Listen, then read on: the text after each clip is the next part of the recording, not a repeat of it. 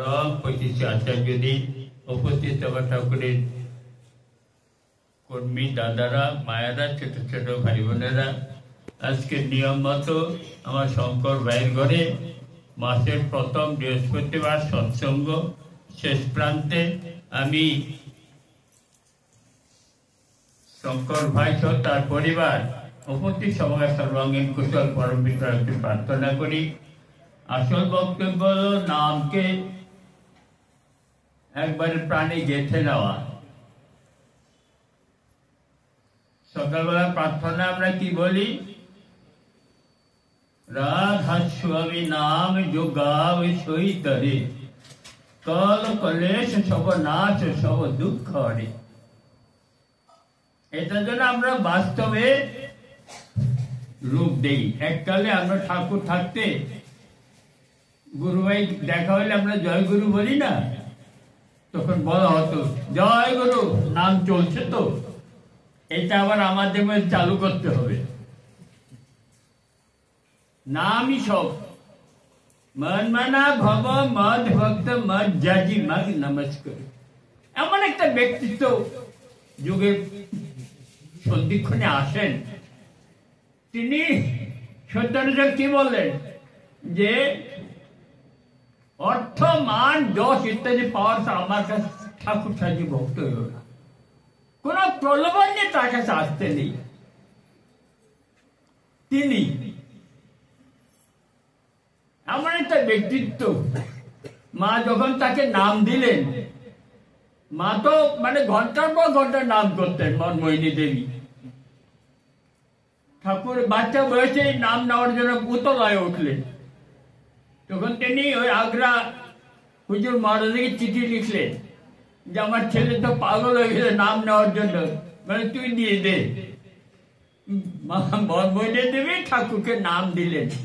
নাম নেওয়ার পরে ঠাকুর বলছেন তুই কি নাম দিলে? তোর পেটে থাকতে আমি করি, অর্থাৎ নামই কিনি, তোর পেটে থাকতে আমি নাম করি। ঠাকুরের ঋত্বিক মা, আমার মায়ের ঠাকুর, ঠাকুর চিন্তা করতে পারবেন না। আমাদের সৎসঙ্গ আসার আসল বক্তব্য হলো সবাই যাতে আমরা ঠাকুরের মানুষ হয়ে উঠি।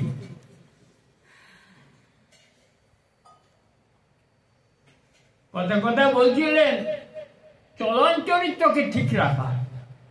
বড় হতে গেলে চলন চরিত্রকে ঠিক করতে হবে, নতুবা হাওয়াই বাজির মতো উঠে বা ডপ করে পড়ে যাবে। এই রাস্তাটা কিন্তু সেই খাওয়ায় নাওয়ায় চলা কত রকম ভুলভ্রান্তি আমাদের ছিল। বিড়ি খেতাম, কি বলো শিশুবন্ধা একদিন কি বলেন, দেখি তোর পকেটে কি আছে, সব তিনি জানেন। বিড়ি, সিগারেট, কি ডিএসএলআর সব বার করছে, বলার খাবি না।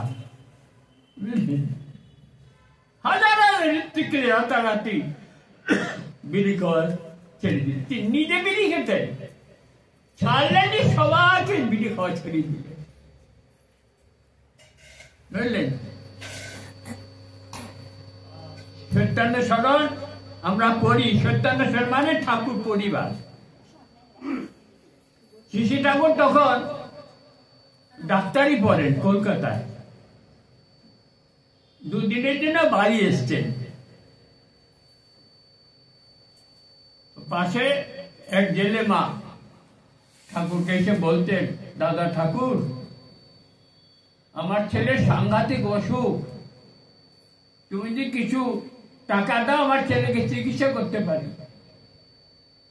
ঠাকুর তখন তো পড়াশোনা করেন, তো মাকে বলতেন তুমি কালকে সকালবেলা এসো। রাত্রিবেলা ঠাকুরের পাশে মা শুয়ে আছেন, মানে বড় মা শুয়ে আছেন। আস্তে আস্তে কানের বালা দুটো খুললেন। মায়াদের কাছে কিন্তু সোনার জিনিস মানে জীবন, কিন্তু বড় মা এই ঠাকুর যে খুলছেন এগুলা যাতে সহজভাবে খুলতে পারে, কোনো প্রতিবাদ নেই, আলগা করে দিল, কানটাকে আলগা করে দিল। দুটো কান থেকে খুলে নিলে। কিন্তু মায়ের কোনো উদ্বেগ বা কোনো মুখের কোনো চেহারার মধ্যে মালিন্য কিছু নেই, যে আমরা সহজভাবে সংসার করে যাচ্ছে। ও পরের দিন ওই জেলে বউ আসলো, আসলেই ওই বাবা দুটো হাতে দিয়ে বলছেন, এ বাধা দিয়ে যা পাও তা দিয়ে ছেলের চিকিৎসা করো। এ বাবা দুটো মা নিয়ে চলে গেলেন জেলে বউ। দুদিন বাদে ঠাকুর চলে গেলে। বড় মা নিত্য সংসার করে যাচ্ছে, কোনো চেহারার মধ্যে কাজ কর্ম যা তেমন সব করে যাচ্ছে। একদিন মাকে বড় মা খাবার দিচ্ছে নাকি, যে সবজি হতো যে রান্না করেছে সব ঢেলে দিচ্ছে। মা বলছেন, তুমি কি করছো? সব আমাকে দিয়ে দিচ্ছ, তুমি খাবে কি? বলতে গিয়ে মা কিন্তু সবসময় ঘুমটা দিয়ে থাকতেন, বুঝলেন? ঘুমটাটা সরে গেছে। মার চোখে পড়লো যে কানের বালা দুটো নেই। বৌমা, তো কানের বালা দুটো কোথায়? কোনো উত্তর নেই। কি হারিয়ে ফেলেছ না খুলে রেখেছ? কোনো উত্তর নেই। উত্তর দিচ্ছ না কেন? এমনি চেঁচামেচি হতেই কর্তা মা নেমে এলে ঘরে, রান্নাঘরে এক পা বাইরে দিয়ে আর এক পা বাইরে রয়েছে। তোমার বৌমাকে সাধারণ মেয়ে ভেবে না, একবারে শয়তান। মায়ের মুখে কোনো বিবরণ নেই। এই যে ঘটনা চারিদিকে সুচ্ছাদ হয়ে গেল যে বড় মা এই, কিন্তু কাজে কর্মে চলাফেরা যেমন চলছে। কিছুদিন বাদে ঠাকুরটি চলে গেছে, ওই জেলে বউ এসছে। তখন মা বারান্দা বসেছিলেন, মায়ের কাছে ওই বাবা দুটো দিয়ে বলছেন, মা, দাদা ঠাকুর না সাক্ষাৎ মানে প্রাণের মানুষ। আমি আমার ছেলের চিকিৎসার জন্য বলছিলাম কিছু টাকার জন্য, হয়তো দাদা রোগে কিছু টাকা ছিল না, তাই ওই বাবা দুটো দিয়ে বাধা দিয়ে খরচ করে ছেলে চিকিৎসা করাতে বলছিলেন। সেই চিকিৎসা করাতে ছেলে এখন সুস্থ হয়েছে। এইদিকে বাজারে মাছ বিক্রি ভালো হয়েছে। ভাবলাম যে বাধা চালিয়ে দুটো দিয়ে আসি, এটা দিতে এলাম। দাদা ঠাকুর না সাক্ষাৎ প্রাণের মানুষ। মা, দাদা ঠাকুর বেঁচে থাকুক, নানান কিছু বলছে। মা তো বাবা দুটো হাতে নিয়ে সর্বনাশ, কত রকম গালাগালি, আশেপাশে কত কিছু। তা শুধু বড় মার কাজ করো, যে কীর্তনের শোনে বলে না ঠাকুর, সত্যি অবস্থান করো, অন্যায়কে সহ্য করতে চেষ্টা করো, প্রতিরোধ করো না, শীঘ্রই পরম মঙ্গলের অধিকারী করো। এই হলো ঠাকুর পরিবার। সত্যানুসরণের প্রত্যেকটা লাইন মানে ঠাকুর পরিবার। ঋষি বর্দা বলতেন, প্রত্যেকদিন 2-4 লাইন করে সত্যানুসরণ পড়বে। সংসারে যত রকম সমস্যার সমাধান এই সত্যানুসরণে আছে।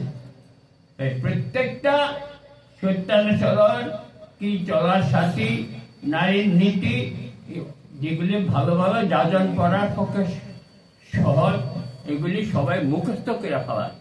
এমনিতে আমাদের বুবা, আমরা কথা বলতে পারি না, কিন্তু অন্তত বাণীগুলি যদি আওড়াই, যে স্বামীর প্রতি টান যেমনই, ছেলে জীবন পায় তেমনই, অভ্যাস ব্যবহার যেমনতর, সন্তানুভাবী তেমনতর, এই সমস্ত কথা যদি অদীক্ষিত পরিবারে একটুখানি বলেন না, বহু কাজ করবে।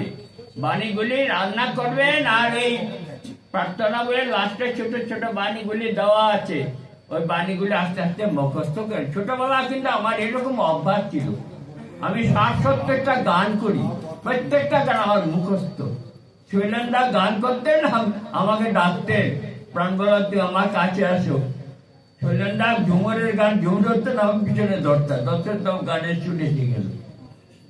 সুতরাং practice makes a man perfect.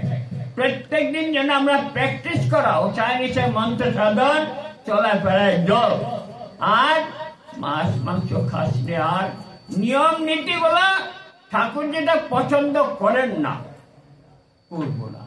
পরনিন্দা পরচর্চা একেবারে না। এক দাদা ঠাকুরের সামনে আপনার কি বলেন নিন্দা করতে যাচ্ছিলেন, সময় হয়ে গেছে। ঠাকুর গম্ভীর হয়ে উঠলেন। ওই দাদা বলছেন, জানিস পরম পিতার দরবারে যারা এসেছে হাজার ভুলভ্রান্তির মধ্যে ক্রমশ বিকাশের পথে এগিয়ে যাচ্ছে, তাদের সংশোধনের জন্য তোমার মাতব্বরি করতে হবে।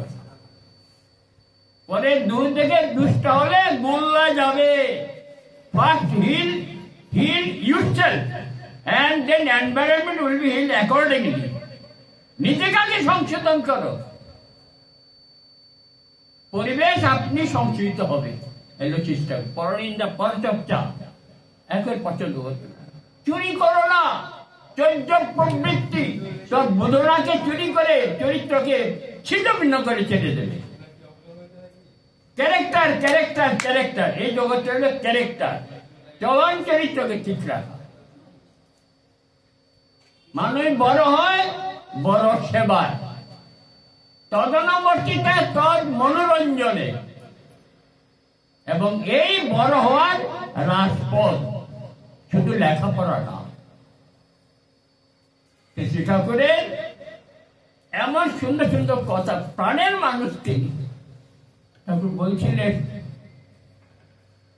আমি তোমাদের কিছু না হতে পারি, তোমরা যে আমার কেউ আমি ভুলতে পারি না। এই আমাদের জিনিস এবং ভাবে তোমরা যে আমার কেউ আমি ভুলতে পারি না। তিনি নিজেকে অনেকে নিজে প্রকাশ করে ফেলেছে। তোমরা যাকে চাও আমি সেই, আমাকে যেন অন্য কোথাও আসক্ত হইও না।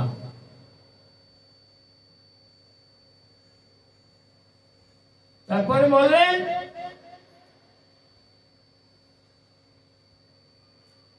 তোমরা যাকে চাও আমি চাই।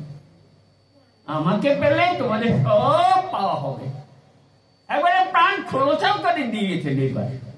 সুতরাং নিশ্চিত নির্ভর নয় to carry out the commandments of the Guru without the least shadow of doubt সেক্ষেত্রে সাক্ষী চিনলে গুরু অজ্ঞা পালন জীবনে কৃতকার্যতা এবং বিনা সন্দেহ বিনা দ্বিধায় গুরু অজ্ঞা পালন জীবনে কৃতকার্য একমাত্র পথ। জয় গুরু।